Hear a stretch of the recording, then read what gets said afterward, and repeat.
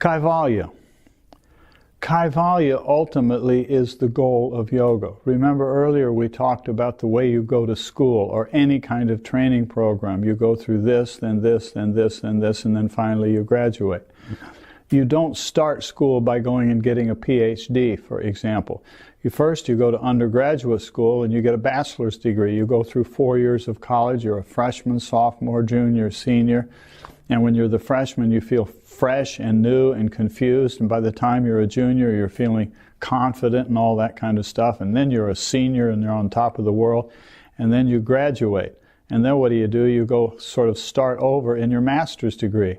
And after you do that, then you work on the PhD. So there's a sequence to it. And this is the way that we're all familiar with this.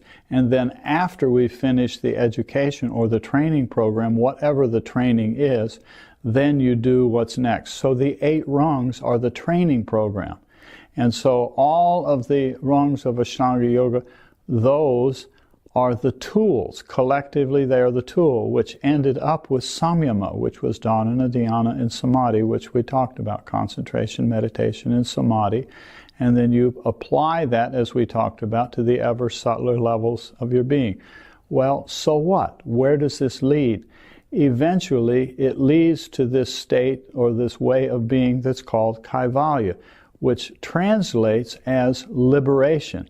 It means that ultimately there is a liberation, a freedom, so to speak, a liberation or freedom between me as pure observer, pure drastu, pure consciousness, whatever that means, and all of those manifestations of ragas and deveshas and abniveshas, the fears, all of those kleshas.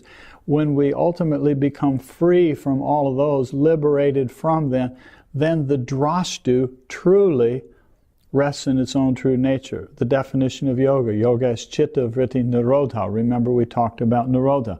And what comes from that? Then tadadrastu svarupayavastam. Then the seer, the witness, the observer, stands alone in its own true nature of satchidananda, of existence, consciousness, and bliss itself, what is commonly called the state of enlightenment or self-realization. It is the self standing alone, aware only of itself. It's not doing any observing. It's not using the tools of observing the external world, and it's not observing external objects. And even the objects in the mind, by this point, the objects in the mind, the memories in the mind, are now experienced as being external to me. The other way, I'm back here, I'm using the instruments of mind and habits and identities to employ the mind, to use the senses, to use the body and its nervous system and brains and eyeballs and ears and all this to experience the world out there. When we have successfully navigated these 8 rungs and we have applied them to the ever subtler levels of our being, as we already talked about, when we have done that, where it ultimately leads is this liberation. And then there's this indescribable freedom from all of that. And that's the meaning of Kaivalya. So it's extremely useful to remember, where is all of this leading? It's leading to Kaivalya. And that Kaivalya, that liberation, that freedom actually is the meaning of yoga. That's what yoga really ultimately is all about, is the recognition of that. And all the work that we do with relationships in the world, doing karma yoga right in the middle of our career life, for example,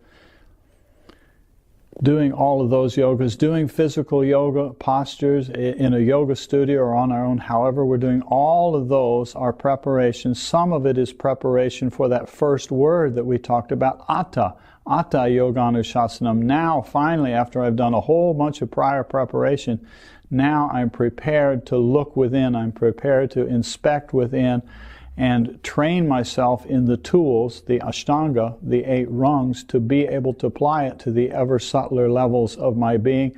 What's the outcome? Kaivalya. It's pretty simple, isn't it?